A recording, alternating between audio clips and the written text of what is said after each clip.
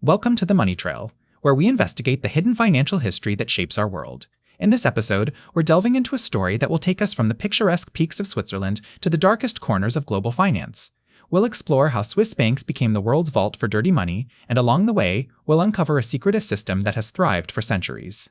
Our journey begins in the 18th century, in the canton of Valais, where a group of local merchants founded one of Switzerland's earliest banks, the Banque de Crédit Agricole.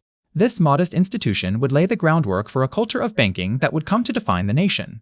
At the heart of this tradition is the concept of banking secrecy, which has been enshrined in Swiss law since 1934. The Banking Act of that year made it a criminal offense for bank employees to disclose client information without their consent. This legal framework created a veil of silence around Switzerland's financial dealings, making it an irresistible destination for those seeking to hide their wealth. The allure of Swiss banking secrecy only grew in the decades that followed.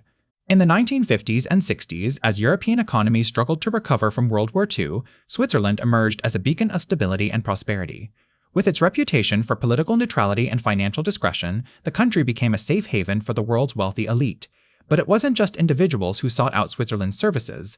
In 1968, a group of 14 Latin American dictators met in secret at the Palace of Versailles to discuss how they could protect their ill-gotten gains from the prying eyes of foreign governments. Their solution? To stash their riches in Swiss banks. Over the next 2 decades, these strongmen and their associates deposited an estimated $8 billion in Switzerland, a sum that would be worth more than $30 billion today, and they were not alone. As we'll see in future episodes, corrupt officials, drug cartels, and tax evaders from around the world have all turned to Switzerland to launder their dirty money. In the early 2W056W1522, the Money Trail. As we delve deeper into this financial labyrinth, let's explore how Swiss banks became the world's vault for dirty money during the mid-20th century. This period is often referred to as the Golden Age of Swiss banking, where the country's institutions became synonymous with wealth preservation and confidentiality.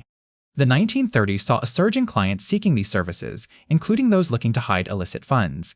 The economic turmoil of the Great Depression led many individuals and organizations to look for safe havens for their riches. Switzerland, with its political neutrality, robust banking system, and strict bank secrecy laws, proved an irresistible magnet. One notable example comes from Nazi Germany. As Adolf Hitler rose to power, some of his associates began depositing stolen gold, artworks, and cash in Swiss banks. Between 1933 and 1945, it's believed that the Nazis stashed away billions of dollars worth of looted assets in Switzerland.